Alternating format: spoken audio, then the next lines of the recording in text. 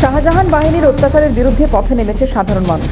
প্রথম সারিতে থেকেছে গ্রামের মহিলারা। বিক্ষোভ, আন্দোলন, ভাঙচুর বাদ যায়নি কিছুই। এবার সন্দেশখালী থেকে উঠে এলো আরও গুরুতর অভিযোগ। একসময় জমিতে চাষের জন্য এডিও এবং বিএলডিও অফিস থেকে দেওয়া হতো ধানের চারা সহ শস্য উৎপাদনের প্রয়োজনীয় সামগ্রী, দেওয়া হতো মাছের চারা, খাবার। কিন্তু 3 বছর আগে সব বন্ধ করে দেওয়া হয়। কিন্তু আগে এইগুলো মানুষ পরিষেবা পেত, যে ধান চাষ করার জন্য বীজ ধান, সার, ওষুধ এবং বিভিন্ন রকমের সবজির দানা, আম চারা, পেয়ারা চারা, লেবু চারা, নারকেল চারা, এগুলো মানুষ কিন্তু পেত। তাছাড়া মৎস্য দপ্তর থেকে মাছের চারা, মাছের খাবার। কিন্তু এই 3 বছর যাবৎকাল এইগুলো কিন্তু মানুষ কোনো রকম পরিষেবা পায় না। তো আমরা এগুলো প্রশাসনের দৃষ্টি আকর্ষণ করছি। কী কারণে বন্ধ হয়েছে আমরা জানি না। হঠাৎ এই 3 বছর মতো সময়ে ধানের বীজ, সবজির বীজ, চারা, সব রকম চারা দেওয়া হতো।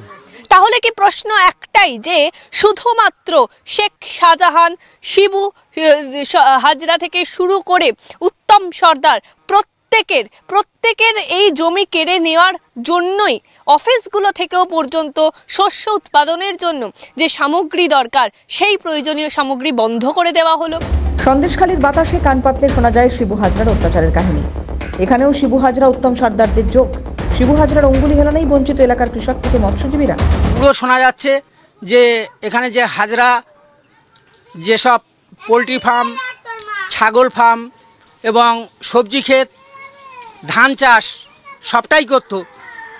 শোনা যাচ্ছে যে ওনার এতেই উনি সবটা দখল করতেন এবং কতদিন ধরে পাচ্ছেন না? 3 বছর যাবত এইটা কোনো মানুষ পাচ্ছে না। বেছে বেছে কয়েকজনকে, যে মাছগুলো অন্য লোকের নামে আসতো, কিন্তু উত্তম সর্দারের পুকুরেই ঢালা হতো সেই মাছ। হ্যাঁ, আমরা বলেছি, উত্তম সর্দার ওদেরকে বলেছি যে আমরা কি মাছ পাবো না?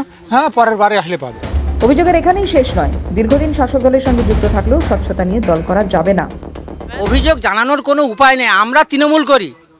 আমরা 1998 সাল থেকে তৃণমূল করি এবং এই বুথে, এই পাড়ার মধ্যে আমি সর্বপ্রথম। আমাদের যে দ্বারা দুর্নীতি হবে না, এইটা জেনে আমাদেরকে বাদ দিয়ে দিয়েছে। মানে এক কথায় বলতে চাইছেন, আপনারা স্বচ্ছ বলে আপনাদের এই দলে জায়গা নেই? না, স্বচ্ছ লোকের সেই জমি যখন আবার ফিরিয়ে দেওয়ার কথা উঠছে, সেই জমিতে কি আদেও ফসল ফলাতে পারবেন? আবার কি সেই এডি এবং বিএলডি অফিস থেকে তাদের ফসল ফলানোর জন্য প্রয়োজনীয় উপাদান, প্রয়োজনীয় সামগ্রী তাদের কাছে ফিরিয়ে দেওয়া হবে? সরকারের কাছে আবেদন জানাচ্ছেন শুধুমাত্র সাহায্যের হাত বাড়িয়ে দিক সরকার। সিএনএর মাধ্যমে সরকারের কাছে একটাই আবেদন, প্রত্যেক চাষি, প্রত্যেক কৃষকের, যে শুধুমাত্র সাহায্যের হাত বাড়িয়ে দিন। তাহলে হয়তো আবার আগের মতো তারা যে জীবন, সেই জীবন শুরু করতে পারবেন নতুন করে। ক্যামেরায় শুভজিৎ গায়নের সঙ্গে মেঘা রায়, ক্যালকাটা নিউজ, সন্দেশখালী।